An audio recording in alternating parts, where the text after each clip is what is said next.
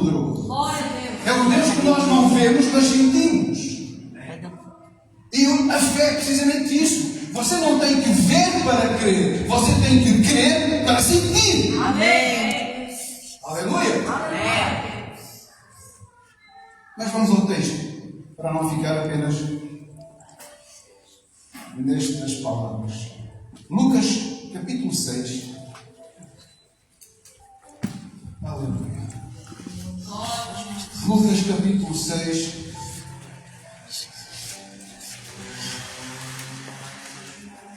A iniciar o versículo 5.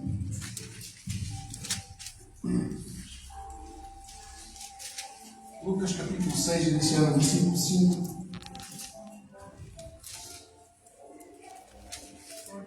E por referência à palavra, queria que os irmãos colocassem em pé. Lucas capítulo 6, o versículo 5 em diante diz assim: E dizia-lhes: O Filho do Homem é Senhor até do sábado. E aconteceu também, em outro sábado, que entrou na sinagoga e estava ensinando, e havia ali um homem que tinha a mão direita mirrada. E os escribas e fariseus atentavam nele se o curaria no sábado, para acharem de que o acusar. Mas ele, conhecendo bem os seus pensamentos, disse ao homem que tinha a mão mirrada: Levanta-te e fica em pé no meio. E levantando-se ele, ficou em pé. Então Jesus lhes disse: Uma coisa vos hei de perguntar. É lícito nos sábados fazer bem ou fazer mal? Salvar a vida ou matar? E olhando para todos em redor, disse ao homem: Estende a mão. E ele assim o fez, e a mão lhe foi restituída sã como a outra. E ficaram cheios de furor, e uns com os outros conferenciavam sobre o que fariam a Jesus. Amém? Vamos curvar a nossa cabeça e fazer mais uma oração nesta hora. Nosso Deus e eterno Pai, Altíssimo, Todo-Poderoso, Criador dos céus e da terra, todas as coisas que existem, visíveis e invisíveis. Nosso Deus, nosso Criador, em nome de Jesus Cristo, Teu Filho unigênito, que morreu, padeceu por nós, mas ressuscitou para nos salvar, que derramou o seu sangue na cruz para nós termos a salvação e a vida eterna.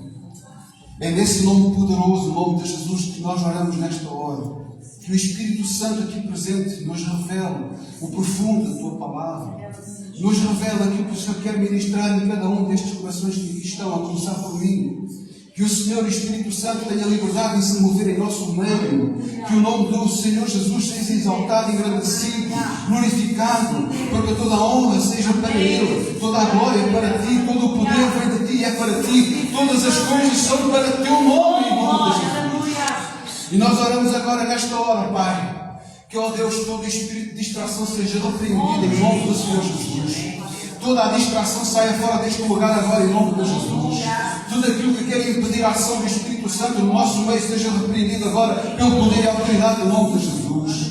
Toda e qualquer intervenção que não seja do Espírito Santo, que não seja do Senhor, seja repreendida agora pelo poder e autoridade que há no nome de Jesus. Tudo aquilo que queira impedir a ação dos milagres neste lugar, aleluia, seja repreendido agora em nome de Jesus. Todo espírito de surdez, todo espírito de sonolência, saia deste lugar agora. E nós clamamos: Espírito Santo, manifesta o Teu poder em nosso meio. Agora, em nome do Senhor Jesus. Abre os nossos ouvidos, sobretudo que o nosso coração esteja aberto para receber a Tua palavra e que ela possa cair em boa terra e germinar com fruto, para a honra e para a glória do Teu santo nome, em nome de Jesus. Amém. Tomem as vossas sedes, glorificando o nome do Senhor. Aleluia. Aleluia. Amados, todos nós sabemos que o Senhor Jesus, quando Ele começou o seu ministério na terra, Ele fazia milagres. Cada vez que Ele ia para algum lugar, onde quer que Ele fosse, havia uma grande multidão que o seguia, porque Ele realizava milagres, Ele fazia prodígios, Ele curava enfermos, dava vista aos cegos, Ele curava paralíticos, Ele curava surdos, ressuscitava mortos. Então era uma pessoa que por onde ele passasse atraía a atração de muita gente. Se o nosso Senhor Jesus tivesse redes sociais naquela época, certeza que ele tinha mais que uma conta de Facebook, ele tinha milhares de seguidores. Aleluia. Se ele tivesse Instagram naquela época, eram muitos os que seguiam nas redes sociais, mas ele não tinha. Mas tinha multidões de pessoas que o seguiam por causa do pão que ele dava, por causa do alimento, por causa da curiosidade, como é que uma pessoa, um ser humano, realiza prodígios, milagres. E nós encontramos este texto, que eu escolhi o livro de Lucas, porque é um paralelo também com Mateus e Marcos. Mas porquê é que eu escolhi Lucas? Porque Lucas era um médico. E há aqui uma ênfase neste texto que me realça, chamou a atenção, por isso eu escolhi o texto de Lucas, que fala o que Mateus não fala e o que Marcos não fala. E nós encontramos este texto e nós vemos que o Senhor Jesus ele entra num outro sábado, numa sinagoga. Eu quero que os irmãos consigam entender o que é uma sinagoga. A sinagoga não era o templo principal. Sinagoga era um lugar onde os judeus entravam para estudar a palavra, meditar na palavra. A palavra que não era a Bíblia que nós temos hoje, eram as Escrituras, eram os rolos, os pergaminhos.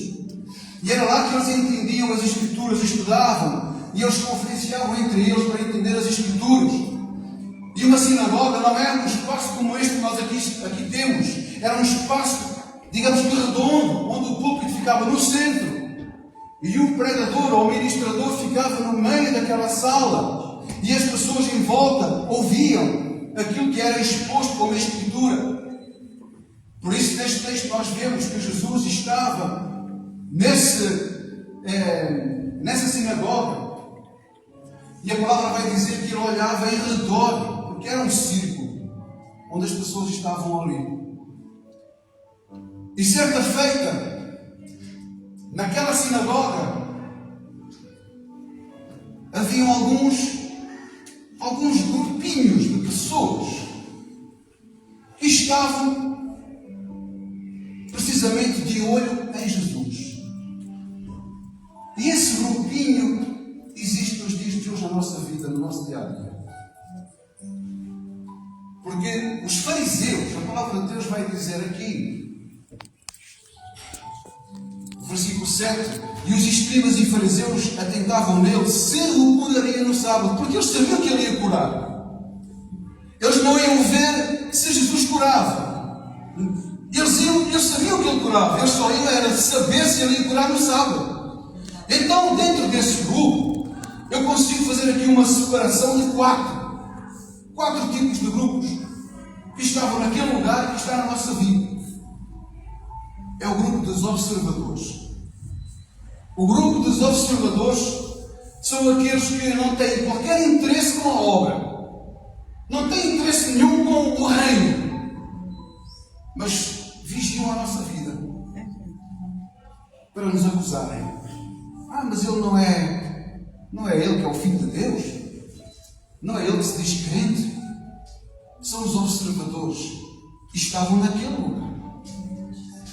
Esses observadores estavam precisamente para ver a ação de Jesus. Há o grupo dos religiosos. O grupo dos religiosos são aqueles que têm um coração duro. O grupo dos religiosos são aqueles que não querem nada com Deus.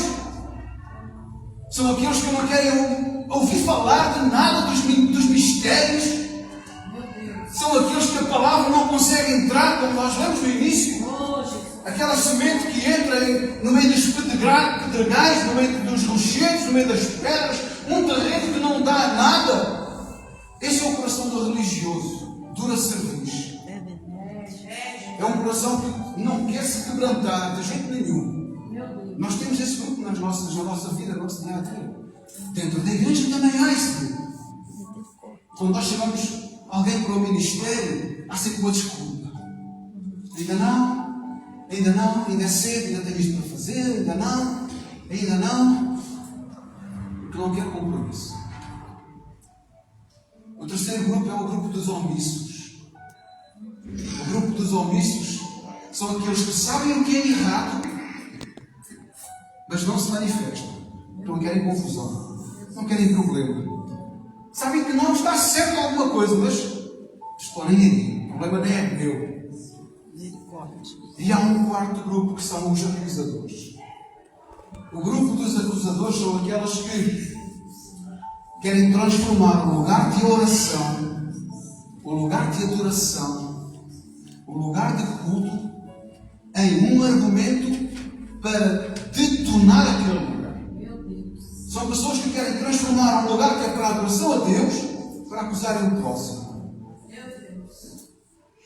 E a acusação é aquela acusação do costume. Mas ele aqui é uma coisa, lá fora é outra. Mas o irmão está a tomar Santa Ceia. Então, mas ele ainda no outro dia pecou. Mas o irmão nas redes sociais faz uma coisa diferente daquilo que é aqui. É esse grupo que existe no nosso dia a dia e existe dentro da igreja. Eu não estou a dizer que é esta igreja que tem, não me interpretem mal, mas geralmente é isso que acontece. E quem é líder de uma igreja, os pastores sabem disso, que isso acontece, que isso existe. Por isso Paulo vai dizer que a nossa luta não é contra a carne, nem contra o homem, nem contra a sangue, mas contra as potestades do ar. Porque são espíritos perturbadores que estão no nosso meio. São espíritos demoníacos que querem trazer confusão, querem perturbar aquilo que é simplesmente adorar ao nosso Deus, receber a palavra e ser transformado. Mas tem pessoas que não querem receber a transformação e não querem que os outros sejam transformados. Verdade. E essa é a luta da liderança.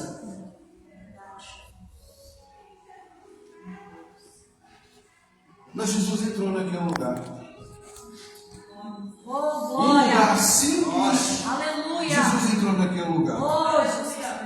Tem pessoas que para entrar aqui deve ser uma dificuldade. Mas Jesus entra. Aleluia. Verdade. Talvez pessoas passem ali por fora e olhem cá para dentro e digam: não, eu ali não entro. Porque ali não tem cadeira de couro. Não, ali não entro. Naquele lugar ali não. Eu quero um lugar assim, cheio de conforto, não é? Com portas de ouro. Eu quero um lugar com fumaça no altar. Eu quero um lugar que haja luzes psicodélicas. Eu quero um lugar assim que é mais parecido com o mundo. E não entra, mas Jesus entra. Aleluia. Sabe por que é que Jesus entra? Jesus vai onde o homem não vai. Jesus entra naquele coração que só ele tem permissão para entrar. Jesus entra na vida daquela pessoa quando ela abre a oportunidade para ele entrar. E Jesus entrou naquele lugar.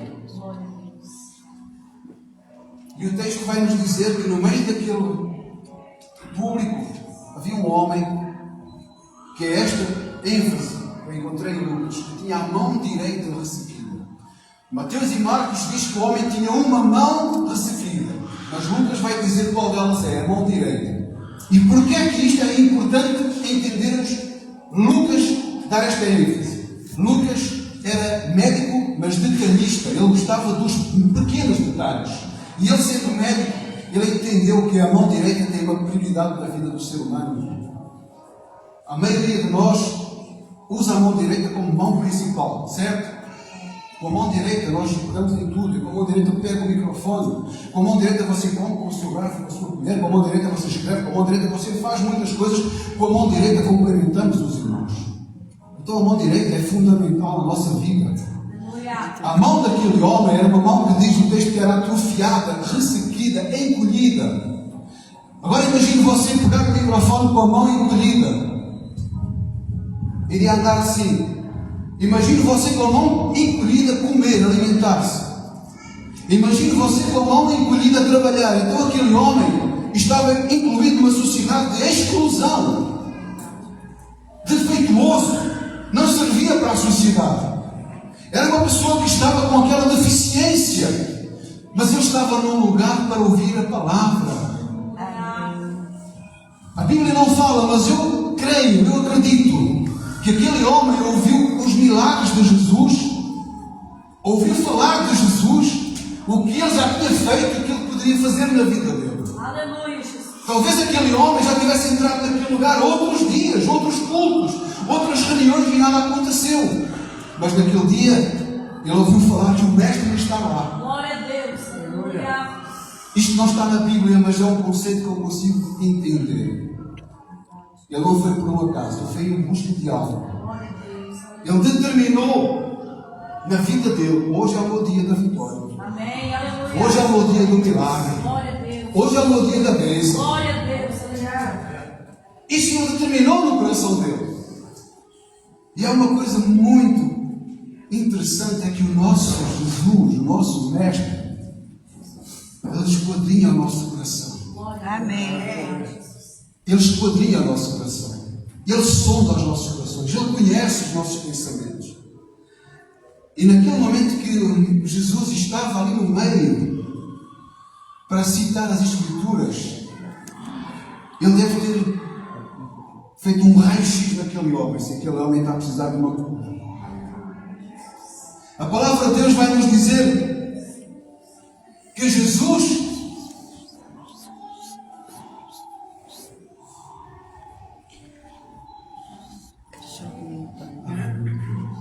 a palavra de Deus nos vai dizer que Jesus fala para aquele homem: ei, entenda o que eu quero dizer. A palavra de Deus vai nos dizer que Jesus vira-se para aquele homem e diz: levanta-te. Agora pense numa coisa: se aquele homem sabia que estava inserido num grupo de exclusão social, quando ele ouve Jesus falar: ei, levanta-te, a primeira impressão daquele homem foi o quê? Eu vou daqui para fora. Ele já me descobriu. Ele já viu que eu estou com uma deficiência na minha mão. Hoje não é o meu dia de sorte. Ele vai me acusar diante de toda a gente que eu estou aqui com uma mão errada. Ele vai me acusar diante de toda a gente que eu estou aqui com um problema na minha mão. Vai-me pôr daqui para fora. Eu vou ser descoberto a olho nu. Mas Jesus não fez isso, porque Ele não faz isso com a gente. Ele não faz isso com você, não faz isso comigo, não faz isso com ninguém. Jesus olha para ele e diz: levanta-te, põe-te de pé e vem para o meio. Glória a Deus. Aleluia.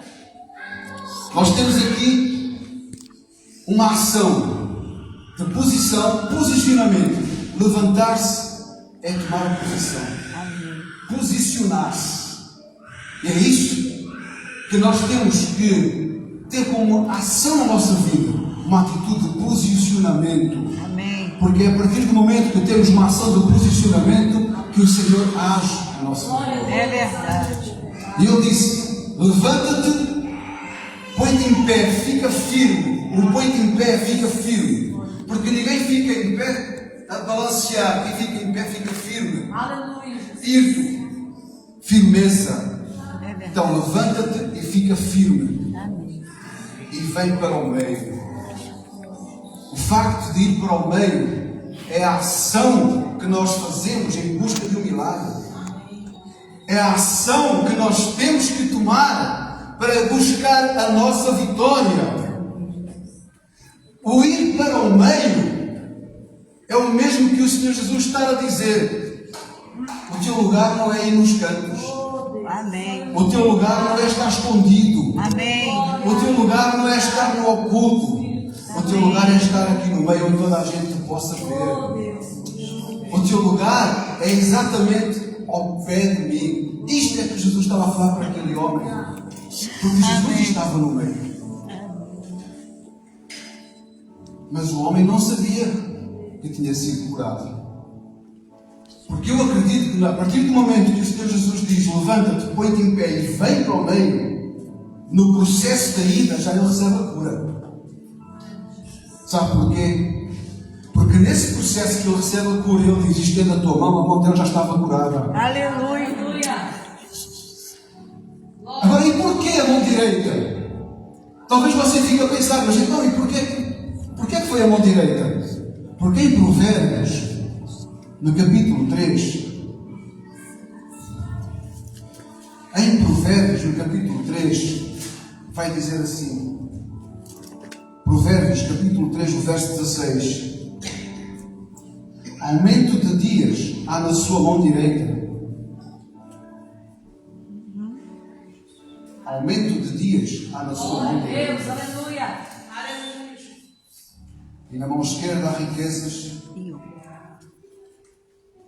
Glória a Deus, Ei, Jesus. Fala, Deus. Na mão esquerda há riquezas e honra. Amém, aleluia. Na mão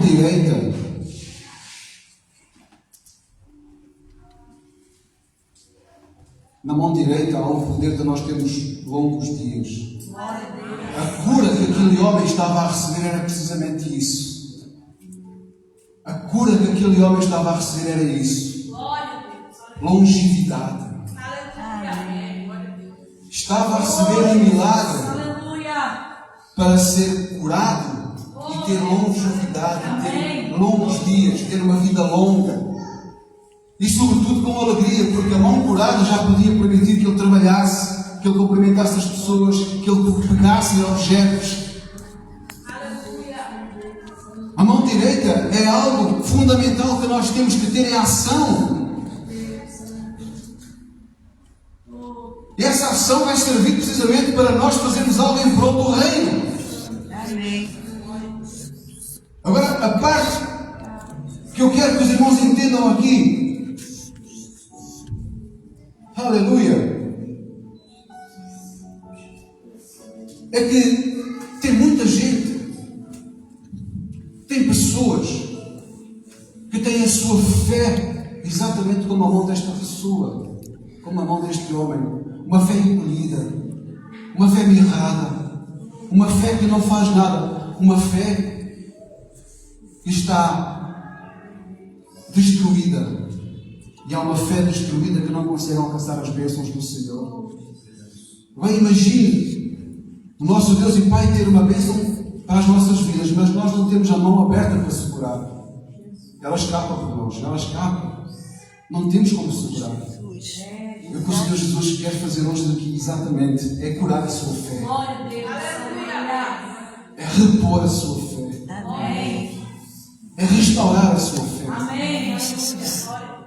Por isso é que eu no início falei de que não adianta nada.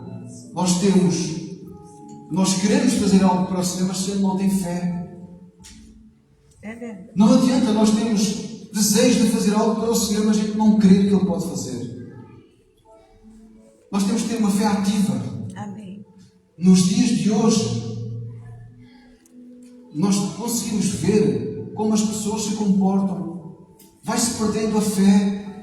As pessoas estão cada vez menos convencidas de que estamos nos fins dos tempos, de que o Senhor Jesus está às portas, os sinais estão aí. E não foi por um acaso que o Senhor Jesus falou, porventura, quando o Filho do Homem descer à terra, haverá fé, vai encontrar fé na terra. Foi uma das coisas que ele questionou. Será que quando eu chegar à terra, será que eu vou encontrar fé nos homens? Misericórdia. A fé é uma coisa que está sendo posta em causa hoje em dia. Quando nós falamos com pessoas que já conheceram a Deus, conheceram a Jesus, andaram com Jesus, as pessoas já dizem: eu já não acredito mais que Jesus volte. Eu perdi a fé. Mas hoje você está aqui para ser reativada a sua fé. Para que você seja uma brasa viva que vai incendiar essas pessoas que estão lá fora, sem fé, sem esperança. Amém. Aleluia. O facto de você estar aqui hoje é para que você possa receber uma porção de fé redobrada, para você fazer aquilo que é a sua missão. Amém. Verdade. Entendeu agora? Amém. O culto de missões, como é que funciona? Amém. O culto de missões, irmãos, há 3 formas de fazer missões. Há 3 formas de fazer missões: é orar pelos que vão, contribuir pelos que estão e ir. Você pode estar a fazer as outras duas, mas há uma que você tem que ser primordial na sua vida, que não está enquadrada com as outras duas. Se você não tiver fé para fazer, a sua missão é uma missão morta. Misericórdia. E o Senhor Jesus quer que você tenha uma missão ativa. Amém. E para isso você tem que ter a sua fé restaurada. Amém. Aleluia. Aleluia. O milagre está dentro dos seus olhos. Mas você tem que ter fé para ver. Tem que ter fé para receber. Tem que ter fé para aceitar. Tem que ter fé para crer que o Senhor está a mover os céus e a terra a seu favor. E sabe qual é a vantagem de eu estar aqui hoje e não conhecer aqui a maioria das pessoas?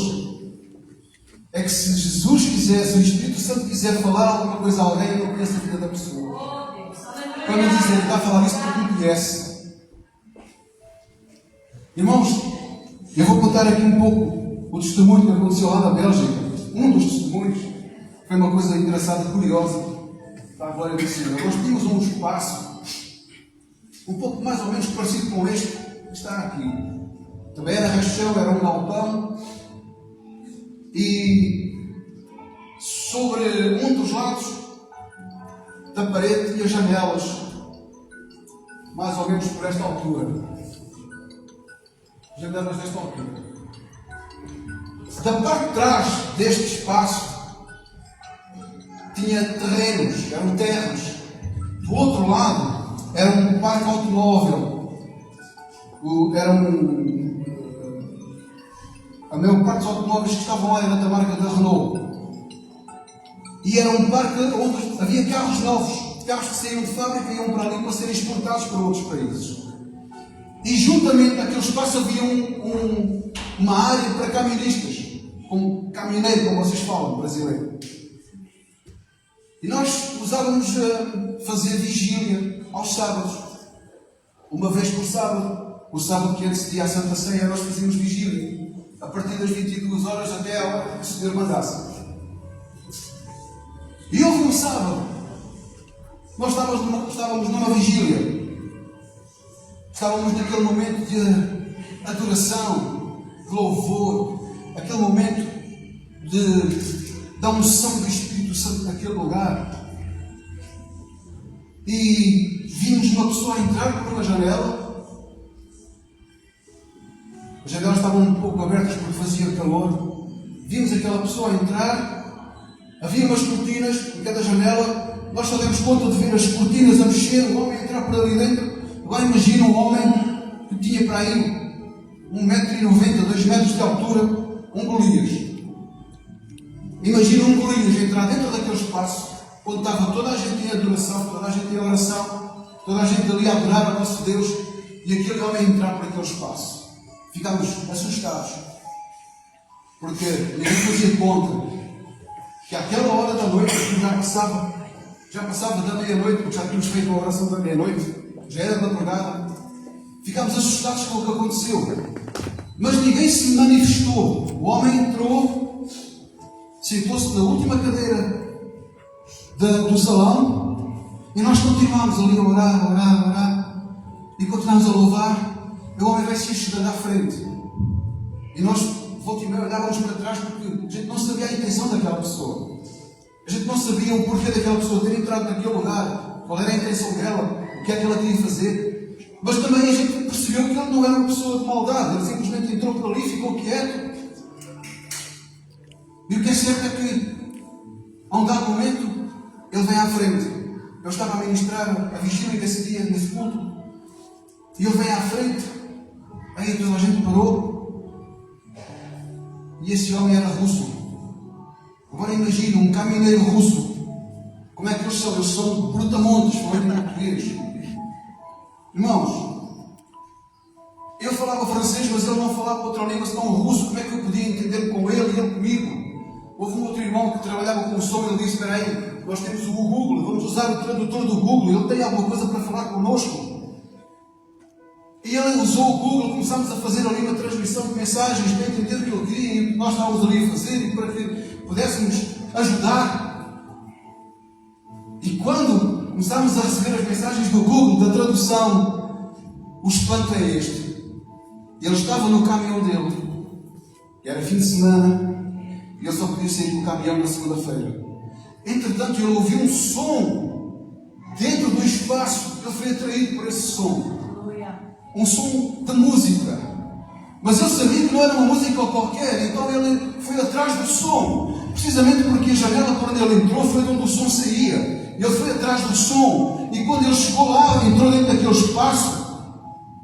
Mas, irmãos, ele entrou bêbado, embriagado, completamente embriagado, mas ele mantinha-se de pé.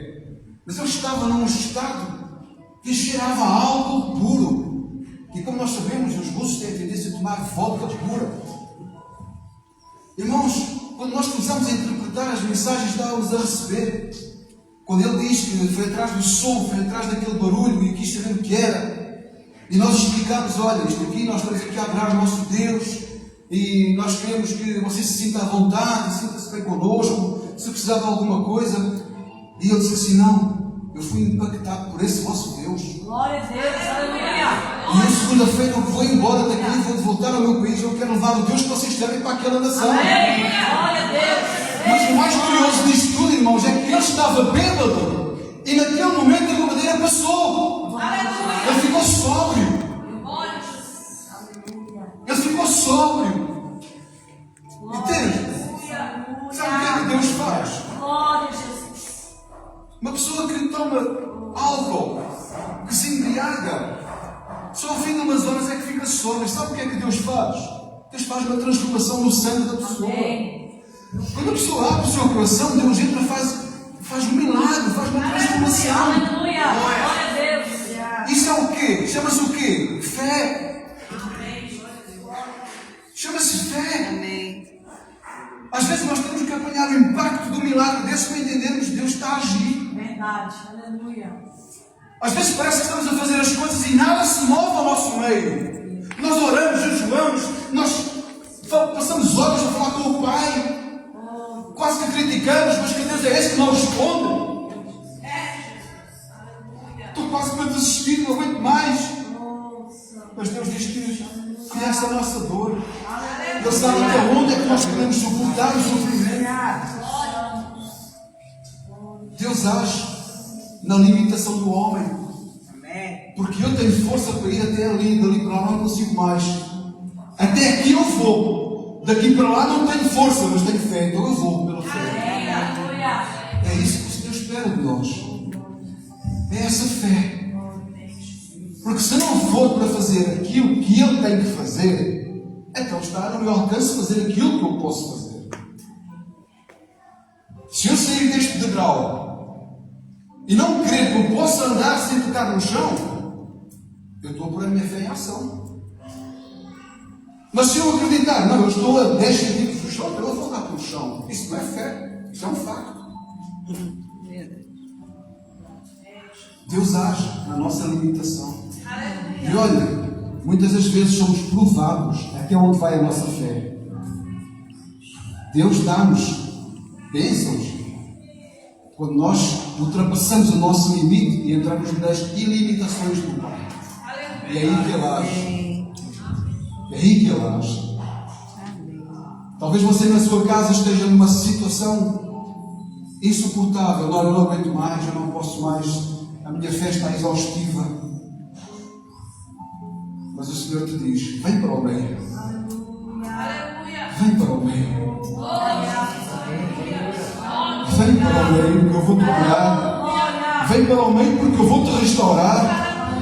Vem para o meio porque eu vou fundamentar fé na tua vida. Eu vou criar bases de fé na tua vida. E tu vais ver a transformação da tua vida, na tua casa, no teu trabalho. Aleluia! O mistério é este, ir para o meio, onde Ele está, não onde Ele não está. É onde Ele está. Porque aquele lugar só teve lugar a milagre porque Ele estava lá. É verdade. Porque antes de Ele estar lá, era tudo igual. Nada acontecia. Quando o Mestre está no lugar, há milagre. Quando o Mestre está no lugar, há transformação. Quando o Mestre está no lugar, há cura. Quando o Mestre está no lugar, há salvação. Aleluia! Quando o Mestre está no lugar, tudo aquilo que era oposição se cala e vai embora. Porque aquele homem foi curado. E aqueles grupinhos que nós falamos, os religiosos, os acusadores, os observadores, ninguém se manifestou. Dentro daquele espaço, ninguém se manifestou. Viam e calaram. Amém. Porque o fim do texto vai dizer que depois eles começaram a conciliar-se uns com os outros, tentar entender a forma de matar Jesus. Mas o milagre aconteceu. Aleluia. O milagre não deixou de acontecer. Jesus não ficou com medo de Deus, Amém. que ele tinha a sua missão. Amém. Então você tem que ter convicção que a sua missão é para cumprir. Você, se colocar a sua fé em ação, a sua missão vai se cumprir. Amém. Aquilo que Deus chamou para a sua vida vai se cumprir. Aleluia. Talvez você tenha o seu chamado colocado numa gaveta. Talvez você tenha colocado o seu chamado dentro de um livro fechado para ninguém ver. Não quer nem tão pouco ver o seu chamado. Não quer nem tão pouco entender o seu chamado. Mas eu quero dizer uma coisa. Hoje é dia de você abrir a gaveta e colocar para fora esse chamado. Glória a Deus, Pai. Amém, Pai. Glória a Jesus. Oh, Jesus. Tanto a liderança como os irmãos querem ver estas cadeiras cheias. Mas a missão começa em você. Não fica à espera que sejam eles a fazer a obra. A obra cabe em cada um de nós fazer. Amém. Sabe? Não fica à espera de pôr tudo sobre os ombros da liderança. Não fica à espera de pôr tudo sobre o pastor. Não fica à espera de pôr tudo sobre quem está na frente da obra, não. A partir do momento que você chegou a ser Jesus, Ele está a preparar você para dizer assim: agora vai. Amém. Abra o seu coração e disponha-se para Ele. Amém. Deixe o Espírito Santo fazer a grande obra que tem a fazer na sua vida. Amém. Deixe o Espírito Santo trabalhar na sua vida para aquilo que o Senhor chamou para você. Amém. Aleluia. Glória a Deus. Aleluia. Glória a Deus. Aleluia.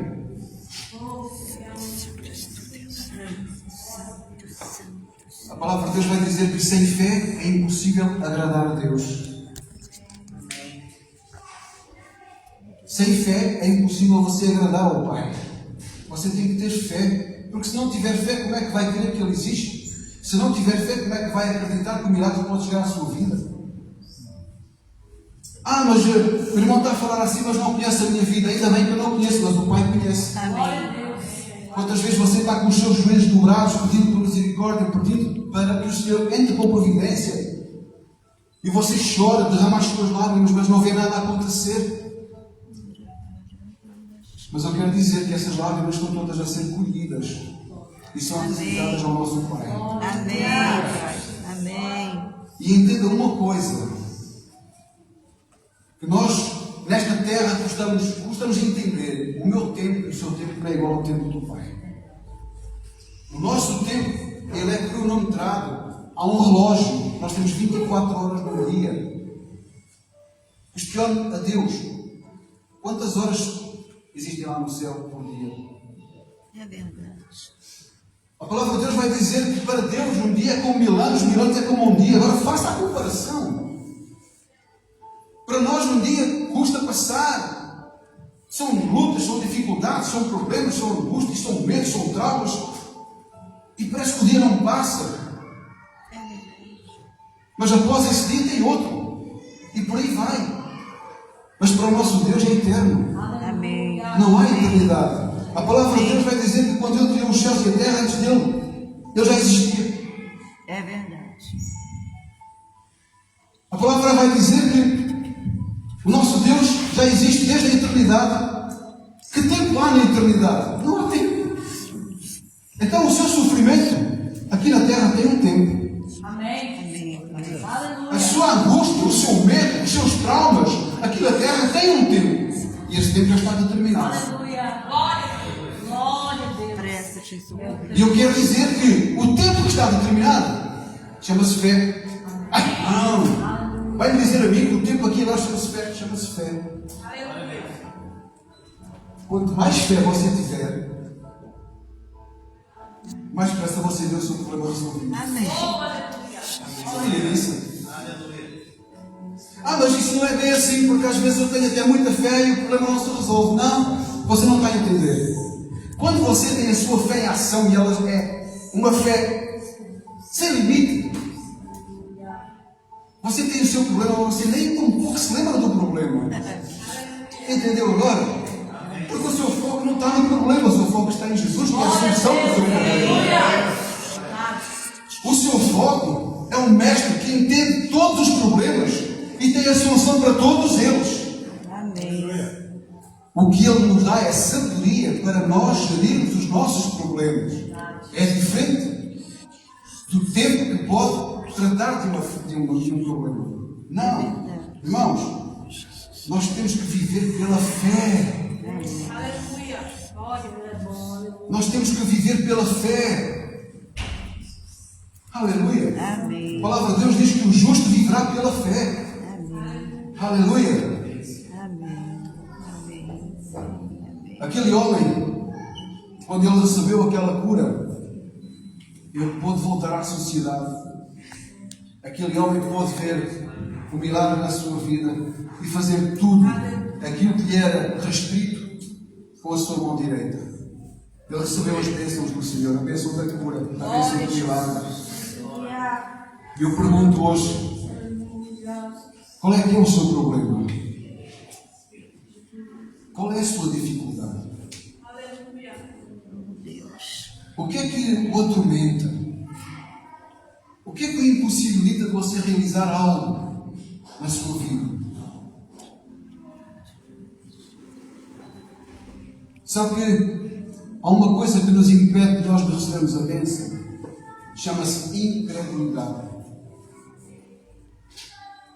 Jesus só não fez maiores milagres dentro do seu povo porque eles não acreditavam.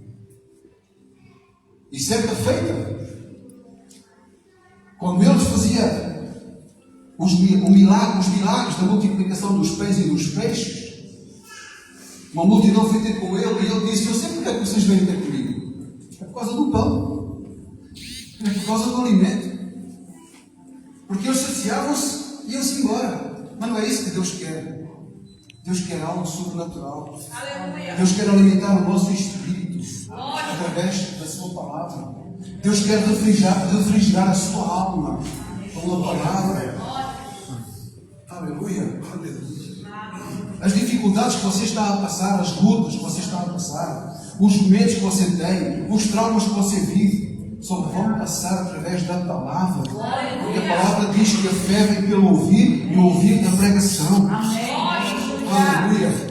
É a palavra que nos leva a lugares de pastos verdejantes, águas tranquilas. É a palavra que nos traz o consolo, o conforto, o ânimo, a alegria. Aleluia. É a palavra que aumenta a nossa fé. É a palavra que nos dá a comunhão com o Pai, com o Espírito Santo, que é aquilo que nós precisamos no nosso dia a dia. Aleluia. Glória a Deus. Glória a Deus. Coloque-se de pé. Glória ao nome do Senhor. Santo, santo és tu, Senhor. Aleluia. Você precisa da palavra vivenciada na sua vida. Você precisa crer nesta palavra. Há uma missão que você tem que cumprir. A missão começa em você, a missão começa em mim. Aleluia. Essa missão está agregada ao chamado. Então você tem que se posicionar, tem que se alinhar com Deus. É E verdade. você tem que receber aquilo que Ele tem para você. Aleluia. Os caminhos do Senhor são mais altos que os nossos caminhos. Os pensamentos do Senhor são mais altos que os nossos pensamentos. Porque os pensamentos do Senhor são firmes e constantes. Os pensamentos do Senhor a nosso respeito são de paz, harmonia, alegria. Amém. Aleluia. Amém, Pai. Então nesta hora, eu quero que você pegue nesses pensamentos que o afastam de Deus e tire-os da sua cabeça. Tire-os da sua mente. Esses pensamentos que você tem na sua mente, pensamentos de que não dá certo, esses pensamentos de que não é capaz, esses pensamentos de que está tudo errado, esses pensamentos de que vai desistir nessa caminhada, esses pensamentos de que põe a mão no arado e olha para trás, esses pensamentos de que querem fazer você voltar atrás no passado, esses pensamentos que querem voltar você a colocar-se no mundo. Tire esses pensamentos agora. Aleluia. Os problemas que você tem, apresente-os ao Pai. Essas dificuldades que você está a viver, coloque-as nas mãos de Deus e abra o seu coração para que o Espírito Santo possa trabalhar, possa se mover em nome de Jesus. Aleluia. Aleluia. Eu quero fazer 2 pedidos nesta noite para nós orarmos. O primeiro pedido é: tem aqui alguém que ainda não recebeu o Senhor Jesus em sua vida e quer fazê-lo nesta noite?